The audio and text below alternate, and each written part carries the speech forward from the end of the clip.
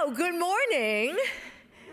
Oh, wait, we can do better than that. There's so much energy in the room. Good morning. Yeah, that's better. Wow, it's a pleasure to be here, seeing a lot of old friends. Parkdale, Kensington, Chinatown, all the different land trusts here, and some co-op friends. Speaking about co-op friends, it reminded me on one night, I was living in Kensington Market in a basement apartment. I can even tell you, 59 Oxford Street. It is like a little small street. I was in the basement apartment. You have to come in through the back door, through a park, through a laneway to the back door. You can't get in from the front because there's no real entrance from the front. So it was late at night, and I got a call. My mom was frantic. Why was she frantic? My dad has mental health illness, doesn't give him an excuse, but he was physically violent. And that one night, she went into my mom's room. They were living together at that time, and just beat her on the head and cracked it open. It was bleeding all over the place. I said, she was frantic. I said, Mom, get to the hospital. Get there now. At that time, Wellesley Hospital was still open. Wasn't closed then. And she got there, and I rushed over. And of course, she said, well, I tripped, I fell. No, Mom. You are leaving. I've been trying to get her to leave in order to protect her. But where would she go? Because I have a basement apartment, because I have a bed that have two mattresses, I was able to whip out one mattress. I slept on that mattress. Mom slept on the bed. And that was the beginning of her very happy life living with me. My late husband didn't know when he and I got married. It was two-person that he was living with, my mom and I. It was wonderful for her to come and finally have safety. But that was because she had a place to go. And of course, we can't be in that dingy little tiny basement room for too long. So I applied to a new co-op that was opening up. And guess what? I got into this new co-op called Hazelburn Co-op, right at Jarvis and Dundas. It was just so amazing. We had our own bedrooms. It was great. I was barely employed. She was working as a maid in a hotel, so the income was really low. But we were able to live really quite well in a cooperative. But guess what? We haven't built co-ops. We haven't built affordable housing for 30 years. So no wonder we're in the middle of a housing crisis, right? No wonder. And it's 100% political. Don't let people tell you that it's not political, because it was a political decision to stop building housing. It's a political decision when the federal government said, no, we're getting out of the housing business. We're not doing brick and mortars anymore. And I watched the last co-op I opened, by that time became a counselor, in 1998. It was the Older Women's Network co-op. It was the last one on Esplanade. And it was so sad in all these years. Local government handcuffed. We couldn't build. Co-op, no money, no support, couldn't really build. There's a little bit here and there, but not quite. But now, the stars beginning to align. Not completely aligned yet. We still have some government that, I know some of you are from across Canada. There are some government that are still behind times. But I'm confident that they will catch up with us. All of us that believe that government have a role in building affordable housing. Yes. And the best model, as we all know, is models that have the residents owning and having a say. Whether it's cooperative land trust, whatever you want to call it, it is community owned. That is the best model. We've seen it happen in the past. We know it can happen. We're beginning to see a new generation coming through, whether it's Parkdale Land Trust or in other land, island land trusts. I was out in BC. I was teaching at Hollyhock, and there was quite a few island land trusts out in British Columbia. And it's happening from the grounds up, which is the best way things happen, from the grounds up, from coast to coast to coast. I know many of you, how many of you are from outside Toronto? Let's see a raise of hand. Wow! Okay, how many of you are from Toronto? Whoa, we welcome the Toronto people. Let's welcome the people just joining us today.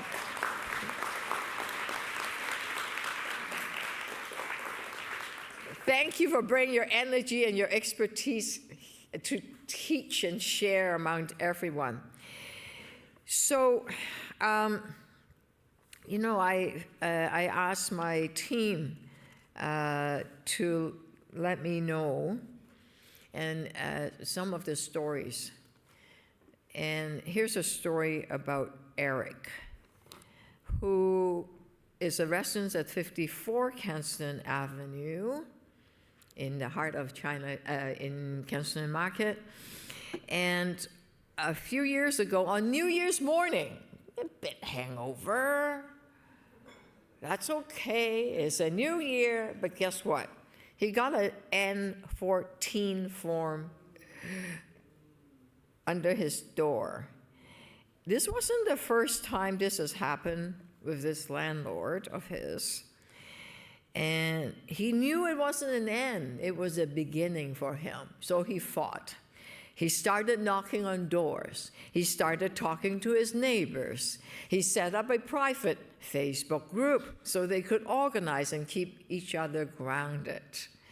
Together, Eric and other residents of 54 and 56 Kensington refused to be intimidated. They stood strong. They built power, the power that comes when people work together to find an affordable home, and they're turning it into a land trust, right? And this is the power, when people come together, that inspired me, that within the first 100 days in office, this is my 101 day in office, a newbie, but within that first 100 days, I said, you know, in the middle of housing crisis, if speculators want to keep their home housing units, apartment units, building empty, they're going to pay. And I want them to pay more, right? So last week at City Council, or week before, it's all a blur, we passed the vacancy home tax of 3%. And we're taking all of the money we're going to get, hopefully, not too much because then it's not too vacant, but it could be 150 million by 2005. We're going to put all of that in building affordable housing. Yeah. Now, we've put in 10 million for the Urban Acquisition Fund. And many of you say, 10 million? That's a drop in the bucket. We need a lot more. I know we need a lot more. Which is why I need you to speak out. Because we need so much more. We need to teach and empower a lot more political elected representatives from every levels of government to be bold. Because CMHC somehow have forgotten and lost their muscle memories, because it's been 30 years. They've forgotten how to build more cooperative land trusts and affordable housing. We need to get them back to doing what they've done in the past. So in November, in the city, we're launching a big budget consultation period to open up the budget of the City of Toronto and say to the local residents, how do you want the city to spend its tax dollar? I need all of you to come over and say, spend it on building affordable housing, especially putting money into land trusts, right? Say it loud, say it boldly, and bring lots of people to say it many, many times. Okay, that's right. Yeah. And then saying to Toronto is not enough. We need to tell the provincial and the federal government. We have an application to the federal government, to the Housing Accelerator Fund. We want them to accelerate that decision, please, and actually provide the funds, because a big chunk of that money we've asked for is for the multi-unit acquisition funds, so that we can then turn it over to the land trust movement, to all of you, because I know you do good work. And the timing is perfect, because the market is cooling. There will be more buildings out on sale. And more people are getting those demoviction or venoviction notices. So this is the time for all of you to dream big, be bold, be loud, and say to all of us folks that sometimes hold a bit of your money through your taxes, to say, invest back to the people, invest back to land trusts, to build housing, affordable housing, or to cooperative, because that's the only way to go. So, are you ready to do that? Okay, wait, okay, hang on. We need your help, right?